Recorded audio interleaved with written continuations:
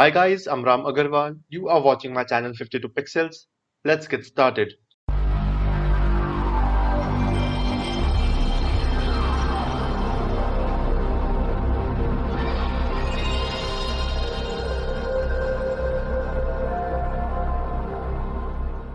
Hi guys, in this tutorial we are going to see how to work with skin tone using color range.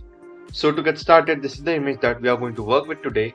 And now to get started, we are going to go to select, and as always we are going to select color range, and I've got my color range over here. And now there's a trick, so yours might be looking somewhat like this.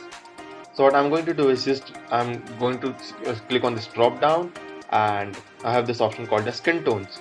So after tapping on that, as you can see, the skin tones are getting selected properly. So it's a smart feature that Photoshop provides to us to select the skin tones properly. So yeah, the skin tones are selected, but as you can see, there are some regions which have a similar color or skin tone kind of a color. So even they are getting selected. So we are going to see how to work with these images and then how to work with the skin tone of such images. Now I've also turned on detect faces. Yours might be looking like this. Detect faces actually detects the face properly, and just in some rare cases it doesn't happen properly, but I guess apart from most of the cases, I guess it works pretty well. And now I can just click on OK without doing anything else. Now what I'm going to do is just to fix the skin tone, I'll go to adjustments and I'll go to vibrance. So after going to vibrance, I can just increase the vibrance to 100 and see what looks the best. So I guess vibrance at 100 is already looking good, but we don't want to do that because it looks edited and it doesn't look natural. It steals the natural charm of the image. So we are going to reduce it to around midway, around 50, 58, somewhat like this. Let's see. So as you can see, the edits are still there, the vibrance has still been applied, but there's a subtle change. There's not much like over editing or something.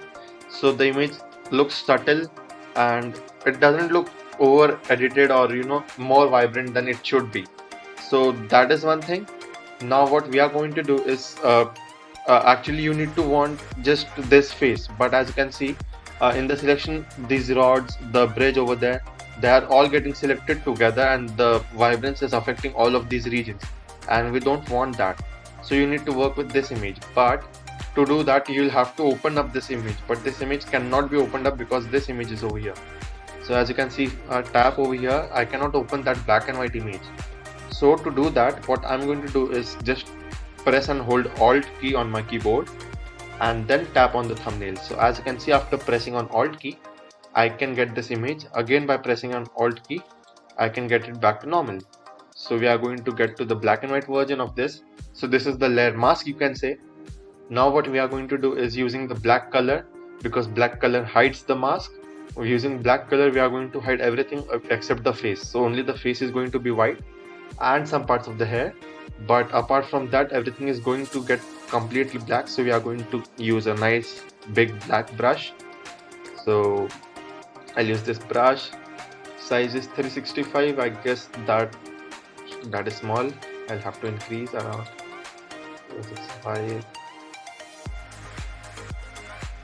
511 maybe. I can increase even more. 1000, yeah, it does. And hardness is 82. Remember to work with any of the brushes. Remember, if you are using a hard round brush, keep the hardness between 80 to 90 because that's a subtle range and that provides you a good selection, the good brush, and it doesn't look much of fuzzy or even sharper. It's halfway, so it looks good. So now we are just going to paint black on all these areas, just like this.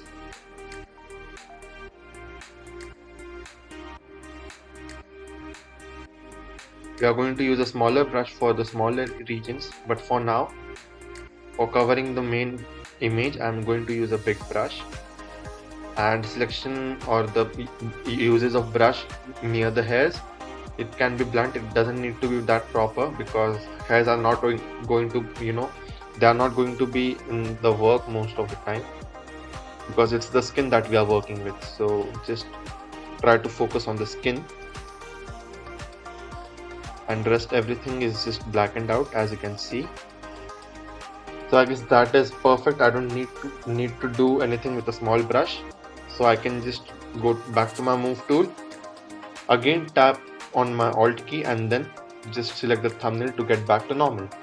As you can see, the edits are just applied on the face now. It's not on the bridge or on the jacket, it's just on the face. Now to get my selection back, because I need to work with hue as well, because we are talking of color, tone and the sharpness and the hue. So of course we are going to go to hue and saturation, but for that we are going to need a selection. So do we have to do the selection once again? No, the selection is already embedded with this picture. So to get the selection out, we are just going to press Ctrl key and then click on it. So as you can see, if you hover your mouse over the thumbnail of the image, you can see a layer mask, a square bracket kind of a thing it's appearing, which shows it's going to get selected. So if I tap on Control and then select the thumbnail, the selection is back to how it was earlier.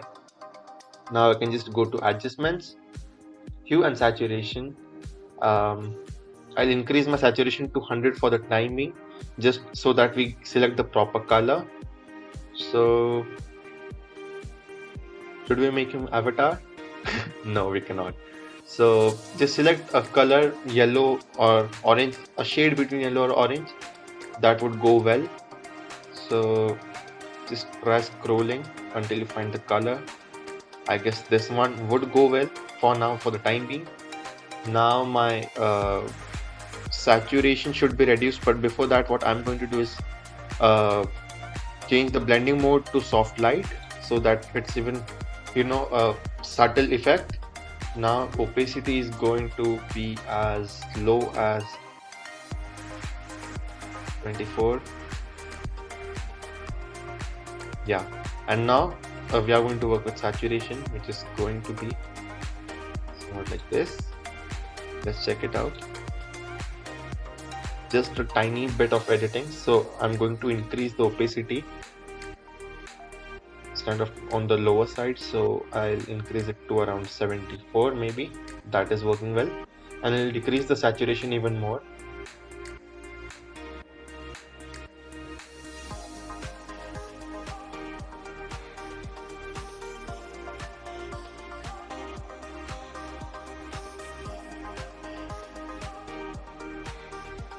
Opacity is 33, saturation is -71, hue is 30, and my blending mode is soft light. Let's see how it looks now.